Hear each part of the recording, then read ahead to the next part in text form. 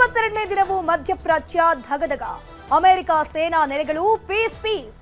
Iran ನಾಶಕ್ಕೆ Trump ಪ್ರತಿಜ್ಞೆ, ಕದನ ವಿರಾಮ ಪ್ರಸ್ತಾಪಕ್ಕಿಲ್ಲ ಕಿಮ್ಮತ್ತು. ಮಹಾಯುದ್ಧ ಡೇ 22 ಸ್ಟೋರಿ ಇದು.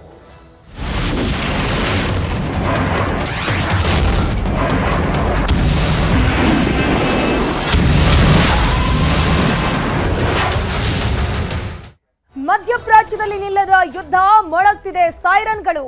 ಬಾಗ್ದಾದ್ ಮೇಲೆ ಡ್ರೋನ್ ದಾಳಿಗಳಾಗ್ತಿದೆ. ಯುಎಇಗೆ ಇರಾನ್ ಖಡಕ್ ಆಗಿರುವಂತಹ ಎಚ್ಚರಿಕೆಯನ್ನ ಕೊಡ್ತಾ ಇದೆ. ಮಧ್ಯಪ್ರಾಚ್ಯದಲ್ಲಿ ಮಹಾಯುದ್ಧ ಇನ್ನೂ ಕೂಡ ಮುಂದುವರಿತಾ ಇದೆ. ಮಧ್ಯಪ್ರಾಚ್ಯದ ನಾನಾ ರಾಷ್ಟ್ರಗಳಲ್ಲಿ ಸೈರನ್ಗಳು ಮೊಳಗ್ತಾ ಇದೆ. ಬಾಗ್ದಾದ್ ಮೇಲೆ ಡ್ರೋನ್ ಅಟ್ಯಾಕ್ ಆಗ್ತಿದೆ. ಯುಎಇಗೆ ಇರಾನ್ ಎಚ್ಚರಿಕೆ ಕೊಡ್ತಿದೆ.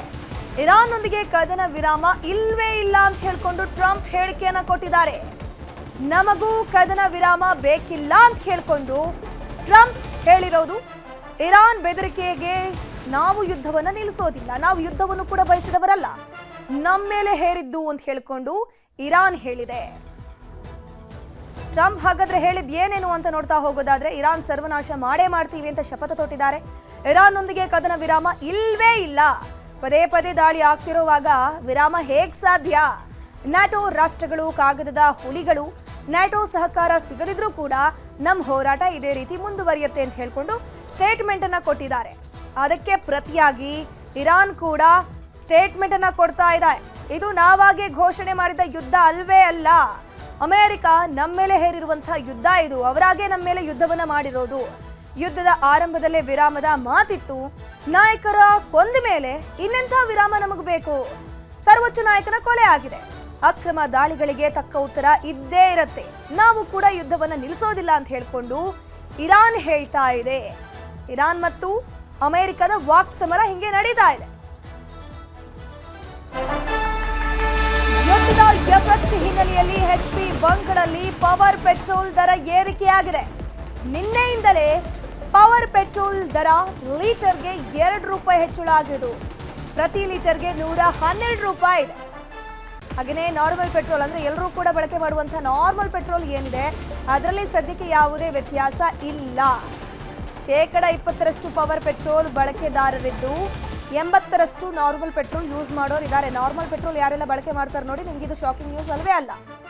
ಸೊ ಬೆಲೆ ಏರಿಕೆ ಬಿಸಿ ತಡ್ತಾ ಇದೆ. ಯುದ್ಧ ಇದೇ ರೀತಿ ಮುಂದುವರೆದ್ರೆ, ಈಗಾಗಲೇ ಪವರ್ ಪೆಟ್ರೋಲ್ ಬೆಲೆ ಏರಿಕೆ ಆಗಿದೆಯಲ್ಲ, ಅದೇ ರೀತಿ ನಾರ್ಮಲ್ ಪೆಟ್ರೋಲ್ ಬೆಲೆ ಕೂಡ ಹೆಚ್ಚಳ ಆಗುವಂತಹ ಸುಳಿವು ಈಗಾಗಲೇ ಸಿಗ್ತಾ ಇದೆ. ಯಾಕಂದ್ರೆ ಮಧ್ಯಪ್ರಾಚ್ಯದಲ್ಲಿ ಇರಾನ್ ಕೂಡ ಅಷ್ಟೇ ಈ ಒಂದು ತೈಲ ಘಟಕಗಳನ್ನೇ ಟಾರ್ಗೆಟ್ ಮಾಡ್ತಾ ಇದೆ, ಗ್ಯಾಸ್ನ ಘಟಕಗಳನ್ನೇ ಟಾರ್ಗೆಟ್ ಮಾಡ್ತಾ ಇದೆ. ಇದೇ ರೀತಿ ಯುದ್ಧ ಮುಂದುವರಿಯಿತು ಅಂತಂದ್ರೆ ಇಲ್ಲಿ ಪೆಟ್ರೋಲ್, ಡೀಸೆಲ್, ಗ್ಯಾಸ್ ಅಭಾವ ಇನ್ನಷ್ಟು ಕೂಡ ಜಾಸ್ತಿ ಆಗುವಂತಹ ಚಾನ್ಸಸ್ ಇದೆ. 20 ಜಾಸ್ತಿ ಆಗಿದೆ. 2 ರೂಪಾಯಿ 17 ಪೈಸೆ ಜಾಸ್ತಿ ಆಗಿದೆ ಪವರ್ ಪೆಟ್ರೋಲ್ ಮಾತ್ರ. ಈ ಪವರ್ ಪೆಟ್ರೋಲ್ಗೂ ಮತ್ತು ನಾರ್ಮಲ್ ಪೆಟ್ರೋಲ್ಗೂ ಏನು ವ್ಯತ್ಯಾಸ ಸರ್? ಒಂದ್ಸಲಿ ಅದು ಬಂದು ಇಂಜನ್ ಸ್ಮೂತ್ ಇರುತ್ತೆ ಸರ್. ಅದು ಎನರ್ಜಿ ಬೂಸ್ಟೆಡ್ ಮತ್ತೆ ಇದು ಮೇಂಟೆನೆನ್ಸ್ ಕಮ್ಮಿ ಇರುತ್ತೆ ಸರ್.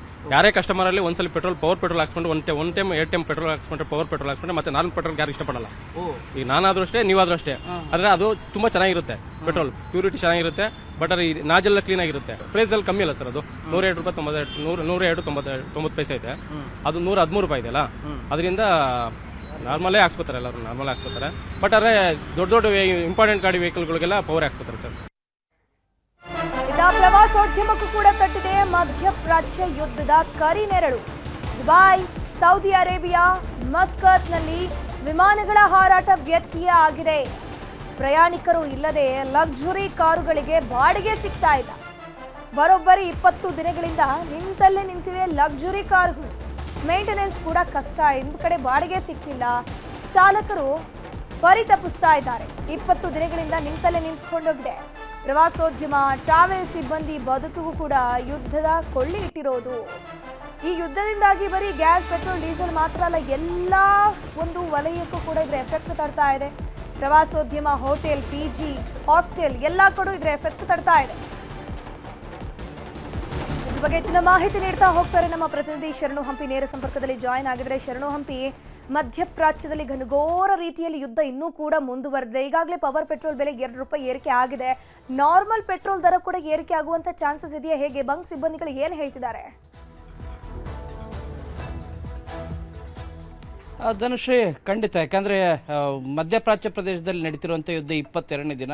ಸೊ ಇದು ಯುದ್ಧನೂ ಕೂಡ ಮುಂದುವರಿಯುವಂಥ ಸಾಧ್ಯತೆ ಹೆಚ್ಚಾಗಿ ಕಂಡು ಬರ್ತಾ ಇದೆ. ಈ ಹಿನ್ನೆಲೆಯಲ್ಲಿ ಕಚ್ಚಾ ತೈಲ ಬೆಲೆ ಏನಿದೆ ಸಹಜವಾಗಿ ಹೆಚ್ಚಳ ಆಗ್ತಾ ಇದೆ ಮತ್ತು ಪ್ರತಿ ಬ್ಯಾರಲ್ನ ದರನೂ ಕೂಡ ಹೆಚ್ಚಳ ಆಗ್ತಿರೋ ಪರಿಣಾಮವಾಗಿ ಸಹಜವಾಗಿ 4 ದಿನಗಳ ಹಿಂದೆ ಶೆಲ್ ಪೆಟ್ರೋಲ್ ಬಂಕಲ್ಲಿ ಈಗಾಗಲೇ ₹2 ಪೆಟ್ರೋಲ್, ₹3 ಡೀಸೆಲ್ ದರ ಹೆಚ್ಚಳ ಮಾಡಲಾಯಿತು. ಈಗ HP ಕಂಪನಿ ಸರದಿ ನಿನ್ನೆಯಿಂದನೇ ಬೆಳಗ್ಗೆಯಿಂದನೇ ಅವರು ನಾರ್ಮಲ್ ಪೆಟ್ರೋಲ್ ಅಲ್ಲ, ಆದರೆ ಪ್ರೀಮಿಯಂ ಅಥವಾ ಪವರ್ ಪೆಟ್ರೋಲ್ ಅಂತ ಏನು ಹೇಳ್ತೀವಿ ಅದರ ದರವನ್ನು ಪರ್ ಲೀಟರ್ಗೆ ₹2.13 ಹೆಚ್ಚಳ ಮಾಡಿದ್ದಾರೆ. ಸೊ ಇದು ಖಂಡಿತವಾಗಿ ಕೂಡ ನಾರ್ಮಲ್ ಪೆಟ್ರೋಲ್ಗೂ ಕೂಡ ಅದು ಮುಂದೆ ಹೆಚ್ಚಾಗುವಂಥ ಸಾಧ್ಯತೆ ಹೆಚ್ಚಾಗಿದೆ. ಈಗಾಗಲೇ ವಿವಿಧ ಕಂಪನಿಗಳು ಕೂಡ ಡೀಲರ್ಗಳಿಗೆ ಎಲ್ಲೆಲ್ಲಿ ಪೆಟ್ರೋಲ್ ಬಂಕ್ ಡೀಸೆಲ್ ಬಂಕ್ಗಳಿದ್ದಾವೆ ಆ ಡೀಲರ್ಗಳಿಗೆ ಸೂಚನೆಯನ್ನು ಕೂಡ ಕೊಟ್ಟಿದ್ದಾರೆ. ಮುಂದೆ ಪೆಟ್ರೋಲ್ ಮತ್ತು ಡೀಸೆಲ್ ಹೆಚ್ಚಳ ಆಗುವಂಥ ಸಾಧ್ಯತೆ ಇದೆ, ಅದಕ್ಕೆ ರೆಡಿಯಾಗಿ ಅಂತೇಳಿ.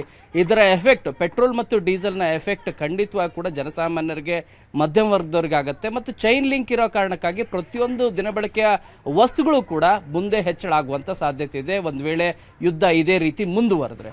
ಇನ್ನು ಪ್ರವಾಸೋದ್ಯಮಕ್ಕೂ ಕೂಡ ಭಾಳ ದೊಡ್ಡ ರೀತಿಯ ಎಫೆಕ್ಟ್ ಆಗ್ತಾ ಇದೆ.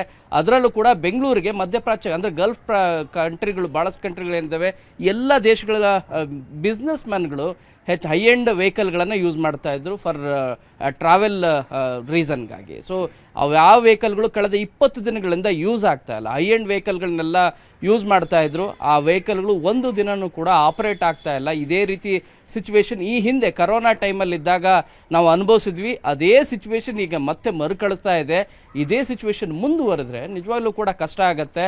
ಯಾಕಂದರೆ ಬಿಸ್ನೆಸ್ಗಾಗಿ ಬರ್ತಿದ್ದಂಥವ್ರು ಪ್ರತಿದಿನ 20ರಿಂದ 30 ಫ್ಲೈಟ್ಗಳು ಗಲ್ಫ್ ಕಂಟ್ರಿಯಿಂದನೇ ಬರ್ತಾಯಿದ್ವು ಡೈರೆಕ್ಟ್ ಬೆಂಗಳೂರಿಗೆ. ಇದರಲ್ಲಿ 4,000ದಷ್ಟು ಜನ, 8,000 ಜನ ಬರ್ತಾಯಿದ್ರು. ಇದರಲ್ಲಿ 4,000 ಜನ ಕನಿಷ್ಠ ಬಿಸ್ನೆಸ್ ಮ್ಯಾನ್ಗಳಿರೋ ಕಾರಣಕ್ಕಾಗಿ ಅವ್ರು ಹೈ ಎಂಡ್ ವೆಹಿಕಲ್ಗಳನ್ನು ಯೂಸ್ ಮಾಡ್ತಾ ಇದ್ರು. ಅವರು ಈಗ ಯೂಸ್ ಮಾಡದೇ ಇರೋದ್ರಿಂದ ಟೂರಿಸಮ್ಗೂ ಕೂಡ ದೊಡ್ಡ ತೊಂದರೆ ಆಗ್ತಾ ಇದೆ, ಹೊಡೆತ ಬೀಳ್ತಾ ಇದೆ ಅಂತಲೂ ಕೂಡ ತಮ್ಮ ಅಭಿಪ್ರಾಯವನ್ನು, ತಮ್ಮ ಮನವಿಯನ್ನು ಮಾಡ್ಕೊಳ್ತಾ ಇದ್ದಾರೆ. ಧನುಷ್, ಥ್ಯಾಂಕ್ ಯು ಶರಣು ಹಂಪಿ ತಮ್ಮೆಲ್ಲ ಮಾಹಿತಿಗಾಗಿ.